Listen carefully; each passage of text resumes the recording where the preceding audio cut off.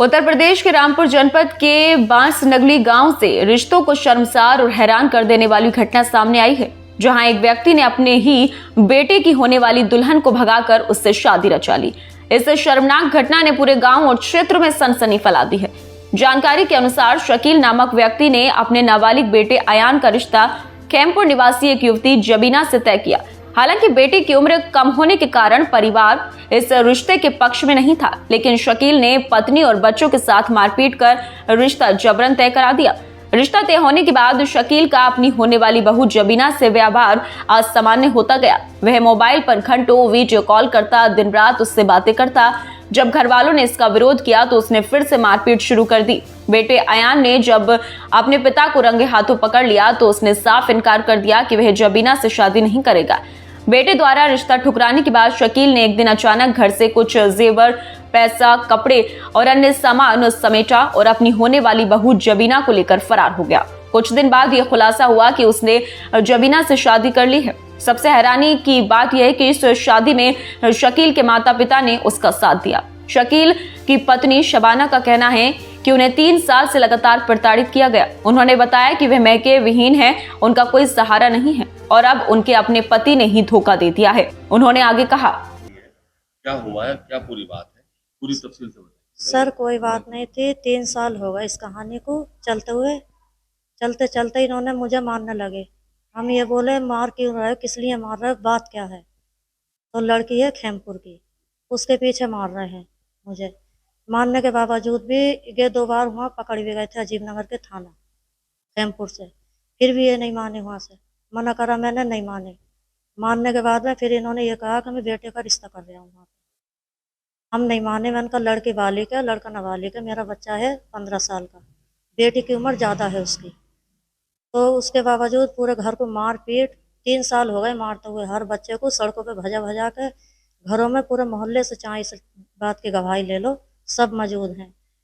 फिर भी ये नहीं माने। हम हार खा गए, हमें मार मार के उसके घर लेकर जाया करे। हम जाते हैं, चले गए हम जास्ती से, ये लेकर जाया करे हमें पूरे घर को, तो हम चले गए। फिर भी हम हार मान गए, हमने रिश्ता हुआ कर लिया। करने के बावजूद भी ये नहीं मानते अपनी हरकतों से। बेटी से, बहू से सास बात कर सकती है, देवर बात कर सकता है, नंदे बात कर सकती हैं। ससुर का क्या मैटर है बात करने का, चलो ससुर का मैटर है, 2-4 बातें कर लो, दुआ सलाम कर लो, कभी कर ली।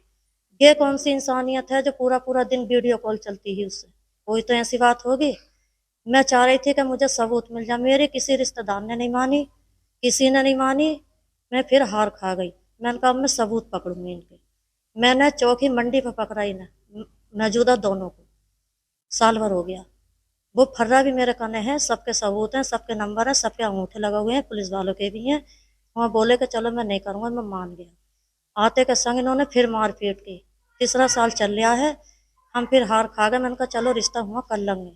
करने के बाद भी उससे वीडियो कॉल चल रही है, हमारी मारपीट कम नहीं हुई। फिर बेटी की मेरी अभी शादी हुई है, शनिचर के दिन 22 दिन हो जाएंगे, उसकी शादी करी इन्होंने। बोले धमकी दे रहे बेटी की शादी हो जा, उसके बाद मैं बताऊंगा तुम्हें मुझे क्या करना है। मैंने कहा ठीक है। फिर जब शादी हो गई, चौथी भी हो गई, हफ्ते वाले दिन बेटे से ये बोले, छोटे वाले का जिसके संग में रिश्ता करा था, बोले बेटे मैं तेरा दिन रखूंगा, दोनों बेटों का, चेलम के चांद का। बेटा मेरा ये बोला मैं हूँ नाबालिग, मैं भी शादी नहीं करूंगा, मैं भी अपने हाथ पैरों पे खड़ा होऊंगा। दूसरी बात यह है पापा मेरी कि मैं हुआ रिश्ता नहीं करूँगा। क्यों नहीं करेगा? कि वो लड़की मेरे लायक नहीं है, वो बहू तुम्हारी है, मेरी नहीं है। बोले क्यों? कि वो सबूत मेरे हत्थे आ गए हैं। तो कि क्या सबूत है? कि तुम्हारी इतनी गंदी गंदी रिकॉर्डिंग है, वो है मेरे फ़ोन में। सबूत हमारे पास है, मम्मी के भी पास है, मेरे भी पास है। इसलिए मैं हुआ रिश्ता किसी कीमत पर नहीं करूँगा, चाहे हसर कुछ भी हो जाए, चाहे मुझे थाने में खड़ा होना पड़े। तो क्या ठीक है, तू नहीं करेगा? इन्होंने फिर कार, मोबाइल और कपड़े और अपने जितना भी इनका जो सामान था वो लेके निकल गए खामोशी के साथ। कार भी ले गए। जाने के बाद में इतवार के दिन गए, लड़की वहाँ से लेके फरार हो गए। जब फरार हो गए, बेटी वाले ने भी कहा कि मेरी लड़की मुझे दे दो वापिस। हम ये गैर नहीं समझे। फिर बोले कि वो मैंने गोद ली है ये लड़की। वो अब तक यही कहते हैं 22 दिन हो गए, लड़की को ले जाओगे, हो जाएंगे इतवार के दिन। तो कि मैंने गोद लिया, गोद लिया, गोद के बावजूद भी इन्होंने निकाह कर लिया। निकाह कराया है बाप ने, माँ ने, हमजाली शाह ने, और अनवरी ने जास्ती से ये कहा तुझसे जित जो करा जाए वो कर ले, अभी तो मैं इसे एक बहू और कराऊंगी। और ये निकाह कराया है मैंने दावे के संग, जिससे जितनी तुझसे ताकत लगाई जाए इतनी तू ताकत लगा ले। ये मैंने अपने बेटे का मैंने खुद निकाह कराया है इस टाइम। और वो भी इसलिए धमकी दे रहा है कि जो तुझसे करा जाए वो कर ले, तुझे किसी चीज में हिस्सा नहीं मिलेगा। बेटा अयान, जिससे जबीना की शादी तय हुई थी, अब शर्मसार और हतप्रभ है। उसने बताया कि अब्बू ने मुझसे जबरन रिश्ता तय कराया। जब मैंने मना किया और उनके गलत संबंधों के सबूत दिए तो वह लड़की को लेकर भाग गए। 2 लाख रुपए और 1.5 तोला सोना लेकर गए। अब हमें इंसाफ चाहिए। मैं बास नगली का रहने वाला हूँ। मेरा रिश्ता हुआ था खैमपुर से जमीना के साथ। मेरा अब्बू का नाम है शकील। मेरा अब्बू उसे लेकर भाग गए, उसके साथ निकाह कर लिया। हम 3 भाई हैं, माँ है। हम तीनों को माँ को उन्हें इंसाफ चाहिए। 2 लाख रुपए 1.5 तोले सोना लेकर चले गए।